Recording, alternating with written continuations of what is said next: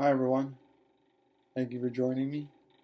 Today I'm talking to people who are religious, who believe in some sort of religion, who believe in some kind of holy book, some kind of religious teaching, and I'm talking about teachings that are institutionalized. I'm not talking about having your own spiritual practice and believing in what you believe in, but actually believing in one of the major religions or even smaller religion. And if let, let, let me try to explain this in a manner that you will understand. Because a lot of times religious people are really closed minded. They just don't want to listen to anyone but, the holy book and their own beliefs. What we need to understand is that when we are born, we're born with no religion, we're born with no understanding of the world. Our parents, our families, and various institutions like religion and religious institutions and educational systems and so forth, they program us. We don't freely choose our religion. We don't freely choose what we want to eat. We don't freely choose the education that we want. I mean, it's all just programmed on us. That's all it is. It's a culture of programming. That's all it is. You don't have to get mad at a program. That's all it is a program. But the first thing that we're taught is we're taught to eat animals. The first, and then the second thing we're taught, if we're born into a religious family, we're taught religion.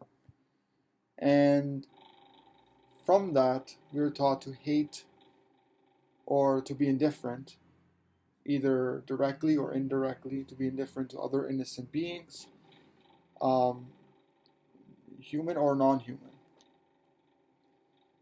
And that brings the worst in us. And so we really need to open up, be open to this video and this conversation, and understand that first we need to be totally open and leave our religious practices, to the side for now. I want you to be totally open, and I want you to really feel your heart. Feel your heart. Because I'm going to open your heart. Because that's what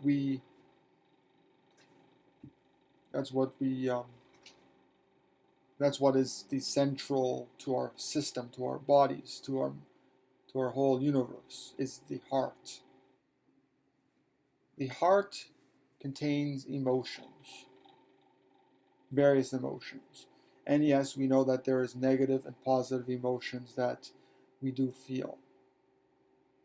Negative emotions, and I talk more about this in my book, The Lost Love, so I'll be talking to you a little bit about that later. But negative emotions bring us nothing but anguish, violence, suffering, fear, all that. And those are negative emotions.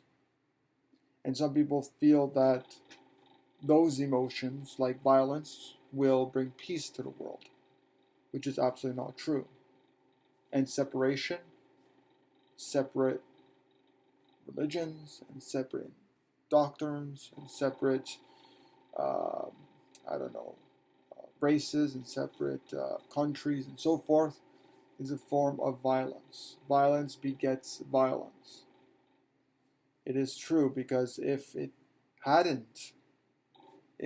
violence brought peace to this world, we would be in a peaceful Garden of Eden. And we're not in a Garden of Eden. We're in a chaotic and totally, destructive and crazy world that we've created, humans created. Yes, every hundreds of thousands or even millions of years, there happens to be a climatic or some kind of drastic change that happens, like dinosaurs becoming extinct. But let's just talk about the heart and put all that aside for a moment. The heart contains, like I mentioned, negative and positive emotion. And negative emotions don't bring us real, real love and real happiness. In my book, I argue that love is the solution to all of our problems on this planet. Love. We all know that unconditionally loving is the way that we should be living. When we unconditionally love, we don't exclude any life form, nor animal, human, or plant. We see everything as sacred. And because so, we have to understand the next thing, which is the meaning of life. And a lot of people don't really know what that is. Religious people believe that there is really no meaning, or if there is a meaning, it's God's plan, or God's God is kind of guiding us. But we really don't know what the meaning of life is. We might have what we might think, or have our views or opinions on what that might be, but we really don't know what the meaning of life is. So, what are we to do? We don't know what the meaning of life is, so can we do as we please? Can we be violent? Can we be destructive? Can we kill other innocent beings, directly or indirectly? So when we look at the heart, we find that there is much love and much compassion. Though we feel that we are decent human beings, on the outside it might seem like we're decent human beings. But when we are getting others, farmers and slaughterhouse workers, to kill on our behalf, are we really decent, loving human beings?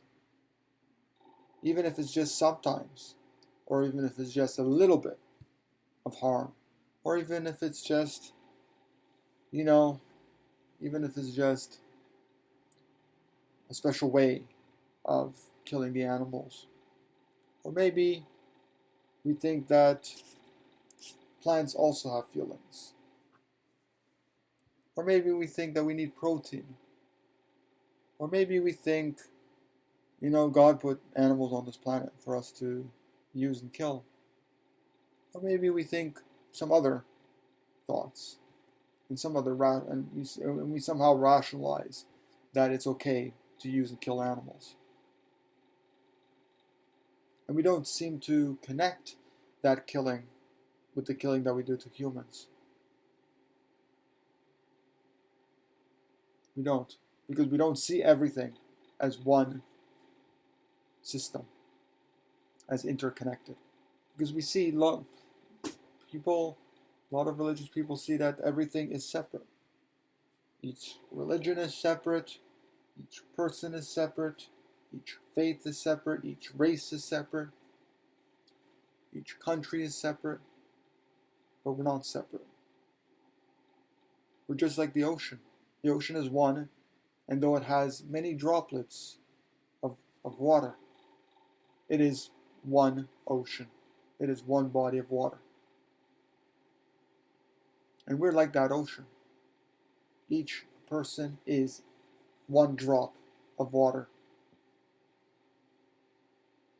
And we know that a droplet exists.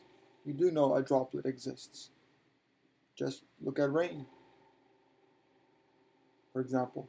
We know that there's one droplet, and there's another droplet, and then there's rain. Just like a sandy beach, there is a grain of sand.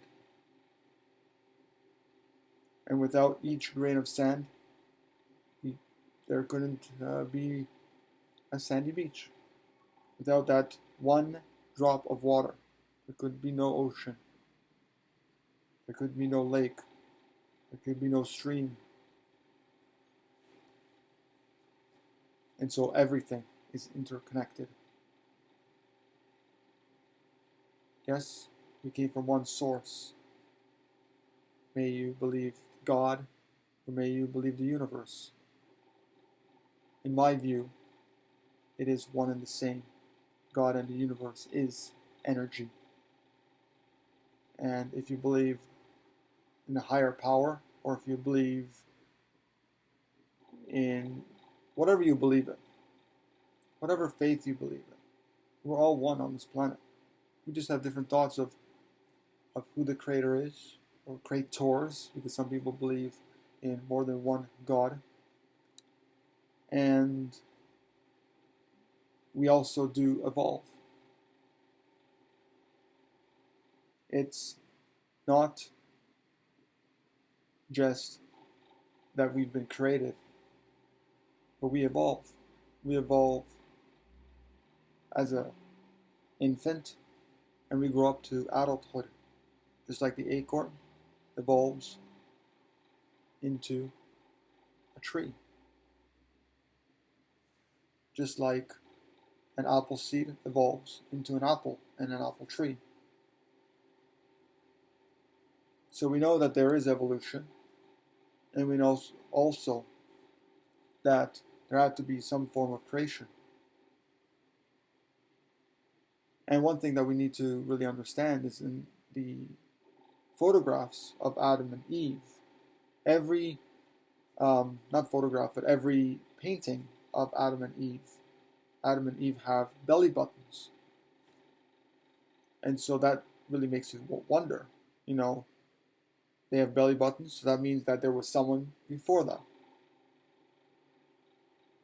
And then someone probably before those people, and so on and so forth. We really don't know, truly know, about that, or the understanding of that. But let's get back to the heart. We all have love and compassion instilled within us. That's within ourselves. But the love and compassion, since infancy, has been hidden and suppressed within us. You see, because we're programmed by our parents, or I should say taught, but it's still a program because they've been programmed through our culture. So, since we've been programmed since we were very, very young, we don't freely choose our thoughts and our actions and our choices. And so we suppress our innate love and compassion, but we know instinctively within ourselves, when we go deep enough into the emotion of love and compassion, that love and compassion are the only things that really matter on this planet, that matter everywhere. And so when we put our hands on our hearts and we can say, I support the killing of other innocent beings, whoever that innocent being might be, even if you don't do it directly, even if there is some ritual slaughter or something that you might say, no, it's okay. We need to understand, is it okay in the eye of the being that's being killed? That is the whole thing when we buy flesh and secretions of animals. We have to understand what is the consequence of buying those products and how much harm was involved in that purchasing of that product. Now there is some harm involved when you're buying plants or when you're buying products that are slave made. But you have to understand to what degree of harm, because you cannot avoid any harm. There's going to be harm in everything we do. Even breathing, there's harm. But we need to understand that it's unavoidable harm. That is unavoidable harm.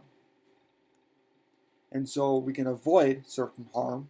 We can avoid certain violence, like with our meals, directly with our meals, but we can't avoid other harm. For example, I'm talking to you from my computer, which caused harm to humans, probably non-human animals as well. And unfortunately, I have to speak to you from this harm in order to reduce the bigger harm that is caused, which is killing of animals. And the real problem, the deep problem with all this, what I'm discussing right now, is that we understand deep in our hearts that killing is wrong to any being. And we need to understand that there is unavoidable and avoidable situations.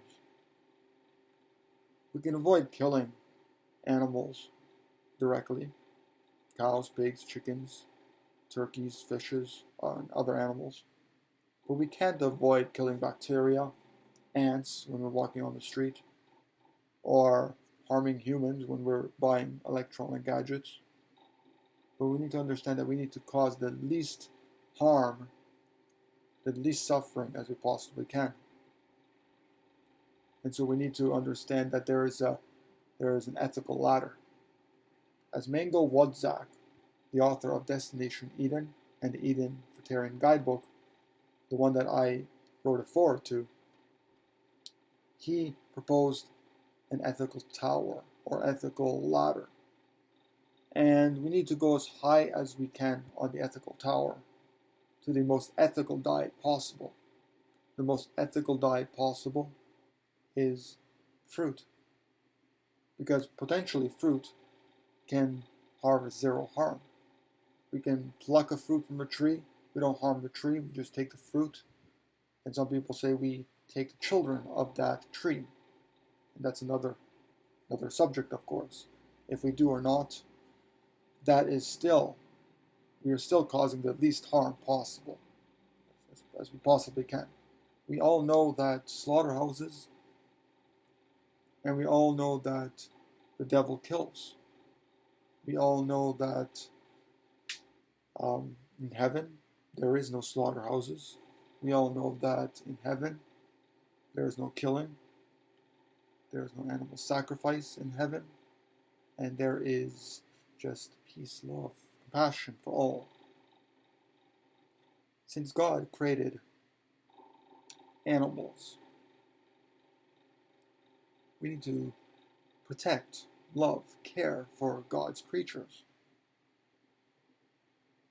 And no matter what kind of rationalization we want to give and justifications for our actions, we need to love and care for all creatures on this planet. Even plants, in some way, we got to care for and not harm. We only use plants for sustenance. In today's world, 2016, we don't need animals for sustenance. We don't live a sustenance kind of lifestyle. We don't live in the jungles or the forests where we absolutely need these foods. We live in cities where we can buy from grocery stores and from health stores and from local farmers markets and such places. We can even grow our own food. We don't need to be killing any longer. Yes, there are some who still need to survive on animals and animal foods to sustain themselves, to live. Majority of people that are watching this video do not. And so we must not justify our actions based on others, but on our own lives. We must not justify based on other animals. We're not lions, we're not tigers. And there's so many more justifications that people will just spring up. Oh, but what about this? Oh, what about this? Or what about this? Or what about this? Canines, this, that, d. And every question that I've ever received from a religious person, from a non-religious person, are refutable. Because they just don't make sense. When you really think about these questions, these justifications, they have no bearing and no meaning to the conversation, which is that we all know that killing is wrong. We all know that we must live in a peaceful, loving world. And we must cause the least harm that we possibly can, the least suffering, the least violence. I hope you learned something from this. If you want to share your thoughts and feelings down below, please do. Sorry for a lengthy video, but I had to explain everything. And I hope you enjoyed this video. Please give it a thumbs up if you like it. Share it around. And don't forget to subscribe to my channel. And don't forget also to get my books. I have 3 books currently. You can get a free book called The Journey. It's totally free ebook, available in PDF and Kindle format, and also other formats as well. And also available in paperback for a measly $2.98. And also, it's a very short book and very easy to read. It's 20-some pages. It also gives you some resources in the back for further learning and education. And if you want to learn more in depth about these issues, you can get my other books, The Interconnectedness of Life, which was my first book, and then the sequel, The Lost Love. Thanks for watching. I'll see you soon. Bye-bye, everyone.